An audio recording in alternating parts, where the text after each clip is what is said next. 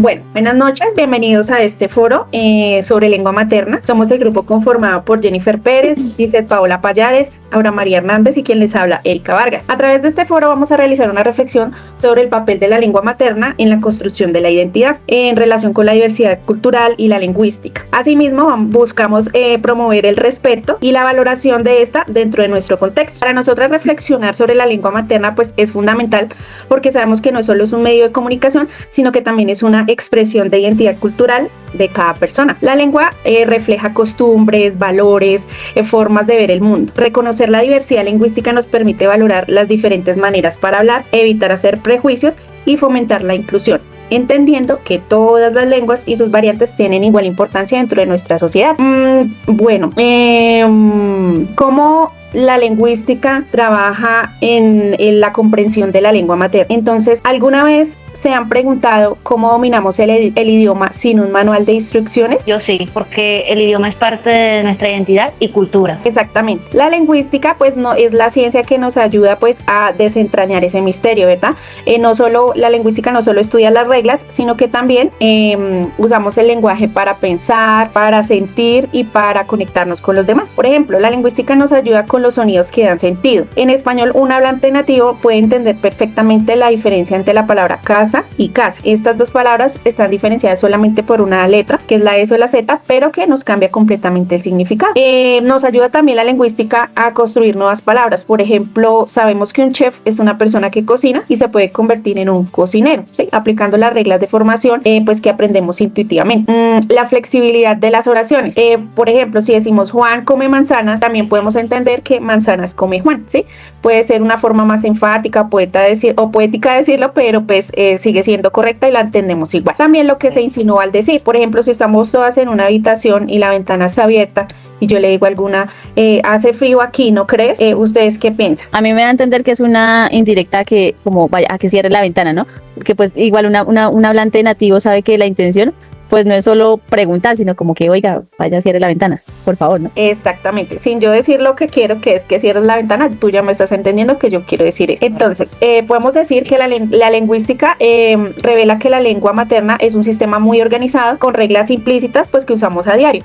Según la autora Yolanda Lastra, ella nos muestra en su texto que la lingüística nos permite analizar la estructura y el uso social, mostrando que el lenguaje se refleja en la cultura, en la identidad y en las relaciones que tenemos con otras personas. Además, el lenguaje está estrechamente ligado con el pensamiento, nos ayuda a organizar como las ideas que tenemos, a interpretar la realidad de lo que vivimos, la forma en la que hablamos y evidencia cómo procesamos toda la información que recibimos y a través de esas experiencias.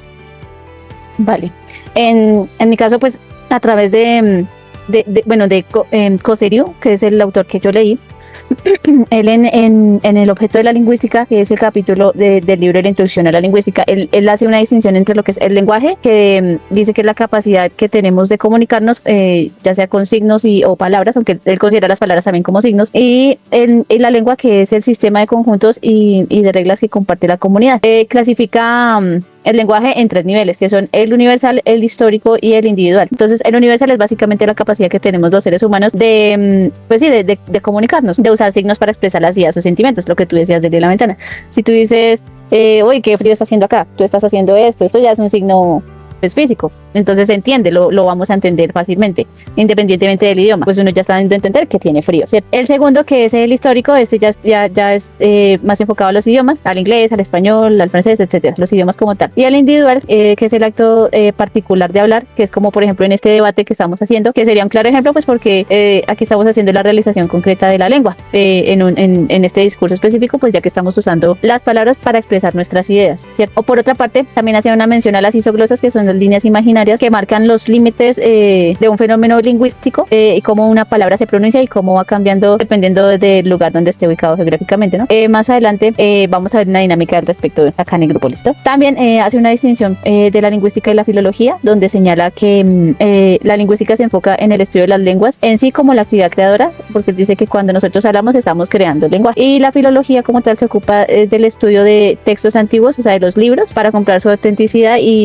entender su significado. Y por último también plantea la distinción entre lo que es la lingüística general, que es como la base de los principios que se aplican para todo, o sea, de manera universal, la lingüística teórica, que estudia los modelos y las ideas de cómo funciona el lenguaje, y la teoría del lenguaje, que es la que reflexiona sobre la naturaleza en sí del lenguaje y la relación con el ser humano. Bueno, muchísimas gracias. Vale. Y hasta nos ayudaron a comprender que la lingüística nos provee el análisis de nuestra comunicación.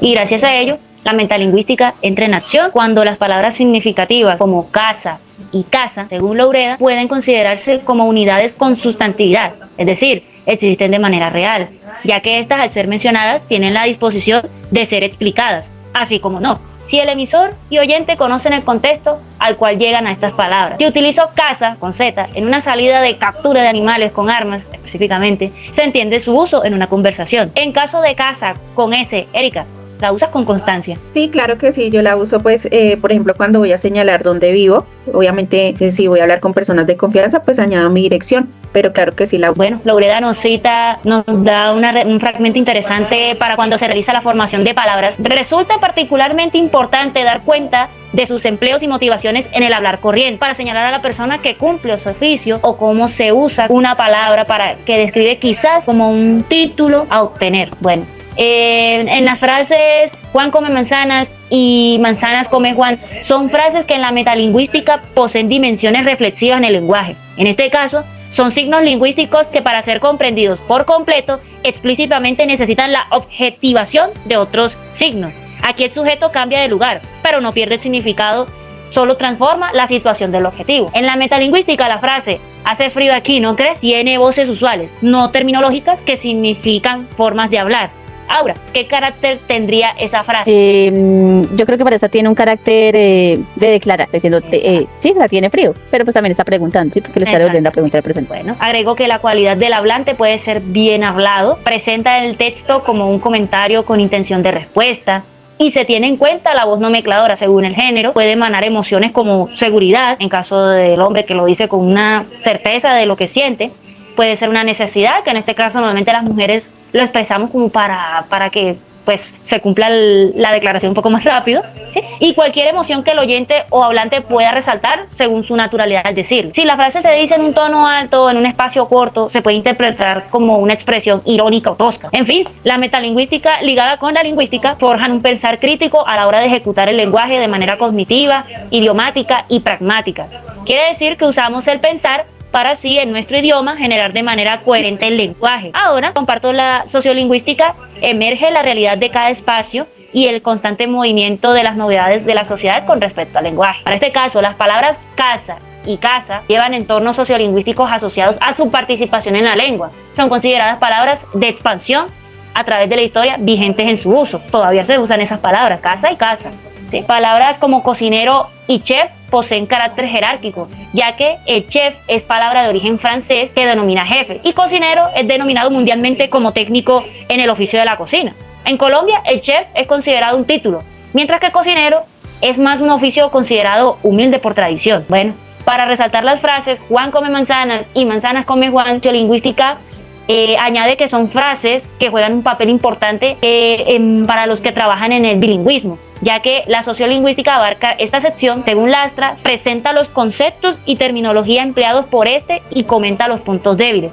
Y para este caso, tanto en español como en inglés, la frase Juan come manzanas presenta un uso adecuado y entendible para ambos idiomas. En cuanto a manzanas come Juan, tiene puntos inválidos para ser usado en el idioma inglés. Jennifer, ¿qué opinas sobre eso? Jennifer, dirías que sí, porque me imagino que como ya estudiaste inglés, estás estudiando inglés, sabes que en inglés lo que se usa normalmente no es el objeto, sino él. Esta frase, que para muchos países es señal de intención comunicativa para entablar una conversación casual, su forma puede variar al agregarle jergas más elegantes, como hace frío en este lugar, ¿cierto? Un agregado a esta sección es que la lengua criolla existe al reestructurarlo en un ambiente, digamos, costero, de donde soy yo. Yo lo resaltaría con ese tronco de frío, ¿verdad, manito? O manita, sí. Bueno, con este aporte paso a la línea de unión hacia el punto clave de la multiculturalidad y diversidad lingüística. Adelante, Jennifer. Gracias. La multiculturalidad y la diversidad lingüística. Ya resaltando que en la sociedad existen diferentes culturas y formas de comunicación que deben ser respetadas y valoradas La lengua materna pues nos permite fortalecer la identidad cultural de cada persona y nos facilita la convivencia con otras culturas y sus lenguas. Además que esta fomenta el respeto, la inclusión, comprensión entre nosotras las personas, reconociendo que cada lengua representa una manera distinta de pensar y entender el mundo. También en la lectura de Fernando Jesús Trujillo en torno a la interculturalidad, reflexiones sobre la cultura y comunicación para la didáctica de la lengua, podemos aprender que una lengua no solo consiste en memorizar reglas gramaticales, sino que también nos ayuda a comprender la cultura y la forma de comunicación de otras personas. Pues el autor destaca la importancia de la interculturalidad, entendida como la interacción y el respeto entre diferentes culturas. Pues asimismo nos menciona que la enseñanza de las lenguas deben ayudar a desarrollar la tolerancia, el diálogo y la convivencia en contextos diversos. Aquí generando una pregunta: ¿cómo podemos promover la multiculturalidad y el respeto por la diversidad lingüística dentro del aula para fortalecer una educación más inclusiva? Aquí, bueno, dale, comenta tú. También. Vale, pues yo creo que mediante actividades pues que permitan a los estudiantes compartir sus costumbres, sus formas de hablar y pues sus experiencias culturales, creería yo. Exacto. Bueno, compañeras, entonces ahora vamos a hacer la dinámica, ¿listo? El objetivo de esta dinámica es fomentar la reflexión sobre la multiculturalidad y buscamos compartir el cómo nombramos diferentes cosas en distintas variantes de una lengua, como por ejemplo las regiones, y de esta manera ser conscientes de que cada cultura tiene su propia visión del mundo y que estas diferencias pues también son valiosas y pues enriquecen nuestra comprensión de ver el mundo. Entonces, para ello yo les voy a decir a ustedes unas palabras y la idea es que ustedes me digan de qué otra forma conocen o sí, cómo se llaman estas palabras, y si conocen de pronto el lugar también lo indiquen, ¿listo? Entonces la primera palabra que tengo es aguacate. ¿Cómo más la conocen? Lejanamente he escuchado que le dicen cura. Okay. También he escuchado que le dicen palta y sobre todo en algunos países como Perú, como Chile. Muy bien. En países angloparlantes le pueden decir avocados. Muy bien. Otra palabra es crispetas. ¿De qué otra forma la conocen? Bueno, en la costa se le conoce como maíz pira, más que todo en la bolsa. Yo también he escuchado que les dicen rositas de maíz. O sea, yo no lo había escuchado. También palomitas de maíz. Ok. Un clásico. Sí. Ahora, por ejemplo, camiseta. Bueno, en la costa normalmente le escucho decir playera. La playera esa. Muy popular. Yo siempre le he dicho buzo. Okay. Que también se conocen como suéter o franela. Interesante. Vale. El autobús. ¿Cómo más lo conocen? Bueno, como persona de la costa, se le escucha siempre buceta. Pues generalmente aquí en Bogotá le decimos el bus. El bus. Muy Y bien. también colectivos. Muy bien. Yo les comentaba antes que a veces también uno escuchaba cuando veía los buses viejitos de que les decían cebolleros. A los Sí. buses re viejos, ¿no? Es cierto. Yo Otras- perdí esa palabra. Sí, pero sí, así les decía. A los buses ya muy, muy viejos. Otra, por ejemplo, chaqueta. Bueno, como veo bastante series de allá, pues le dicen chamarra. En México, más que todo. Veo series y le dicen la chamarra esa. Ponte la chamarra. Sí, muy bien. También le Pues yo también lo conozco como chompa y saco, como había dicho la compañía. yo Tú decías- también lo conozco como chompa. También en Perú, por ejemplo, le dicen chopa. Bien, y digamos lo que decía Gisette, ella decía chamarra, ¿cierto? En México. Acá generalmente le conocemos chamarra a las chaquetas de cuero, ¿no? Ah, cierto. Pero allá son en general a las chaquetas en general, en México. Cualquier tela. Exacto. Ahora, por ejemplo, bolígrafo. Bueno, escolar, en la escuela, en el colegio, lapicero. Préstame lapicero, manito, préstame lapicero ahí para hacer la tarea. Muy bien. Yo había escuchado, por ejemplo, yo viví un tiempo en la costa le dicen pluma, pásame la pluma. Y también como esfero y lápiz. Muy bien, sí. Entonces aquí podemos ver reflejada la lingüística porque estamos analizando el lenguaje, la metalingüística porque se usa el lenguaje pues para hablar de ella en sí, la sociolingüística porque se ven las palabras desde las diferencias geográficas y la multiculturalidad y la diversidad lingüística porque podemos ver las distintas formas de nombrar algo en diferentes culturas y la variedad de palabras que van surgiendo. Entonces esa era la actividad. Muy bien. Muy chévere. Pues compañera. Gracias. dando una pequeña conclusión de todo ya lo que hemos hablado, la lengua materna es fundamental porque no solo permite comunicarnos, sino también construir nuestra identidad, expresando nuestras ideas, ayudándonos a comprender el entorno que nos rodea a través de los enfoques lingüísticos, metalingüísticos y sociolingüísticos. Pues se comprendió que la lengua está relacionada con las reglas del lenguaje, la reflexión sobre la manera en que hablamos y la influencia de la cultura y la sociedad en la comunicación. Además, este análisis permitió conocer que existen muchas formas válidas de hablar, las cuales reflejan la diversidad cultural y la lingüística de cada comunidad.